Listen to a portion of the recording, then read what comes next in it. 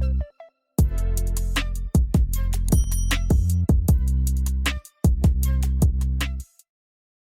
guys, welcome back to my channel. My name is Tatum Temia. I am an entrepreneur, I'm a podcaster, and honestly, above all things, I just want people to make God the head of their life, especially their business. So make sure that you're subscribed to this channel, that you hit the notification bell so that you don't miss any of the awesome things that I have coming for you guys. So for today's video, I want to share with you guys 3 of my favorite books for business. So remember, I told you guys I want people to make God first in everything, especially their business. Like God said that before He formed you in your mother's womb, He knew you. And that includes those ambitions. And for me, it's always been baffling as to why faith and business had to be so separate. And it wasn't until I truly made God the head of my life and was seeking Him and speaking to Him and spending time with Him as far as what my purpose or what my plan was, that I realized that I was keeping things separate that are actually supposed to be one. I'm supposed to seek God for my business just like I seek Him for my relationships, for my health, for my healing, and all of these other things. So today, I want to share with you guys some books that I absolutely love that are faith-based books, but they're really going to help take your businesses to the next level. Now, this is a 2-for-1 special right here, okay? This is The 7 Mountain Prophecy by Johnny Enlow. So if you listen to the Blessed and Bossed Up podcast, then you know I've been talking about this book for a very, very long time. And this one, the reason why I said this is a 2-for-1 is because he also wrote this book. It's called The 7 Mountain Renaissance, and it is the vision and strategy through 2050. So it's actually pretty much the prophetic word for each of the 7 mountains of influence that are talked about in this book. So I read these 2 together. That's why I use them as one book. Okay. This thing right here is a game changer. A game changer.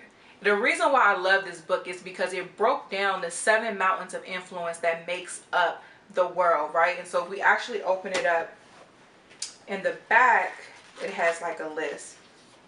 I don't know if you guys can see this, but that's why I have to make sure you get the book, right? So in the back, it goes over every mountain. So we have the mountain of media, we have the government, education, economy, celebration, religion, and family. And then on top of that, it tells you the enemy that's on the mountain, the principality that's on the mountain, the significance of the displacing authority. So for example, if you are an evangelist, how evangelists are specifically important and influential in the mountain of media.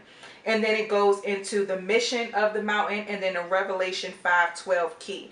So this book is so strategic because a lot of times we ask God, what's my purpose, right? And He may tell you what business to start. He may tell you where to go as far as your entrepreneurial endeavors go. But this book actually allows you to be that much more effective to the mountain that you're called to. So for me personally, I'm called to the mountain of media. I own a media company called Anchor Media where we develop and produce podcasts. And so knowing that I'm called to the mountain of media, I'm not only fulfilling my purpose as far as that particular business goes, but I'm doing my role and as far as how I'm going to contribute to God's plan being done on earth as it is in heaven. And so this book allowed me to actually get to know who is the enemy on the mountain of media. So I'm going to use this one because this is personal to me. So I understand that the Hittites, which represents bad news, is currently at the top of the mountain of media. And that the mission of the enemy on this mountain is to fill the airways with bad news, destruction, doom, all of these things. And if you look at the news long enough, you'll see this in action, right? Especially now when I'm recording this, we're in the middle of a pandemic. There's a lot going on with race relations. There's a lot going on in the world. And we could see how the media responds to it, or we could see the enemy in action by how the media responds to it. And so the great thing about this book is that it allowed me to get to know spiritually what's happening on the mountain that I'm called to, and how now I can adjust my business and how I do business so that I can can make sure that I'm participating in God's agenda. So like I said, the basic mission for those that are called to the mountain of media is to spread good news. So it's my job as someone who's called to this mountain with my podcast, as well as those that I work with, to make sure that we're filling the airways with good news. Now, sometimes facts are sad, right? Things happen in the world that aren't great, but then it's our job to find hope. It's our job to find the light in the darkness, and that's how we're able to fulfill God's mission on that particular mountain. I can go on and on, honestly, but that's why you need to get this book, so that you can understand where you're called to, what the mission is there, and how you can then adjust the way that you're doing business currently to make sure that you're fulfilling God's mission for that particular mountain or nation. And again, these two go together. So click the link in the description. It'll take you to my Amazon store that has all of these books that we're talking about. So the next book, this one is called The Slight Edge by Jeff Olson. So this isn't necessarily a faith-based book, but it's so important for entrepreneurs, because this book is all about the little daily disciplines that take you to success. And in this book, he talks about how great successes and great failures oftentimes are not made overnight. It's those small decisions and those daily details that take you to success and that keep you at success. Then there's also those small disciplines and daily details that take you to failure. So it's not a straight shot up or a straight shot down, but it's building brick by brick. And so I love this book because it really talks about those details, and it helped me personally because I sometimes get so caught up in like the ultimate goal. Like, this is what I'm trying to do. I'm so excited about being successful. So I'm thinking so far ahead. I'm not paying attention to the small tasks that it takes to get there. So this book allowed me to have a mindset shift so that I could be able to then keep that same excitement and enthusiasm about being great, but then translate that into what I need to do on a day-to-day basis to get there. And then once I achieve whatever level of success that I'm trying to get to, what are those key acts and disciplines that I need to keep up so that I maintain that success and then continue to grow to whatever the next level is. So The Slight Edge, excellent book, especially for those who are interested in like time management or how to be more productive. This book is really awesome.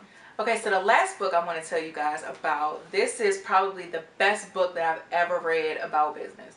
This book is called Becoming a Millionaire God's Way. Because I love it, first of all, because it just sums up what it is I'm trying to do, okay? I'm trying to become a millionaire, and I want to do it God's way. I don't want to do what the world says I should do in order for me to be successful. Like, I'm not selling my soul to be successful. I want to make sure that I reach a level of success and I make the millions that I want to make, but I'm looking for the approval of God. I'm looking for him to say, well done. If the millions come at the cost of the well done, I don't want it.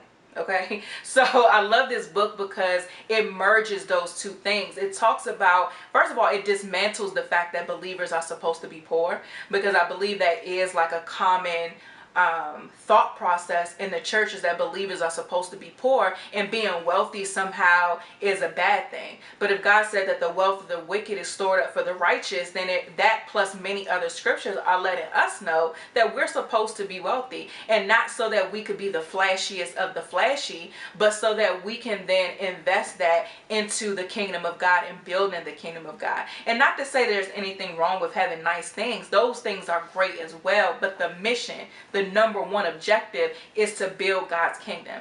Everything else is secondary to that. And so I love this book because it breaks down simply how to be wealthy, and it's giving real scriptures that tells you how to do that. And it's not just in the book. What I really love about the book is not too churchy. It's extremely practical. So he's talking to you about investments. He's talking to you about how to manage your money. He's dismantling this poverty mindset that a lot of Christians have. And one of my favorite little characteristics about the book is at the end of each chapter, it's a summary. So if you ain't get it in them 30 or so pages that he talked about it, he's going to sum it up for you. And so I love that about the book because I'm taking notes. I'm highlighting things. If I missed anything, the summary will bring it back for me to be like, oh, I missed that point. And so I love the book because it's practical. He ain't pumping you up to be like, yeah, I want to be a millionaire God's way, and you don't know what you're supposed to do after you're done. He gives very, very practical things for you to apply. And so that's why I recommend everybody get this book, Because we ain't supposed to be out here broke in these streets, y'all. We are supposed to be wealthy and building the kingdom of God and making sure that we fulfill the call that he has on our life. So that's it for the books. Again, Becoming a Millionaire God's Way. The Slight Edge for those that want to be more... The Slight Edge for those that want to be more productive.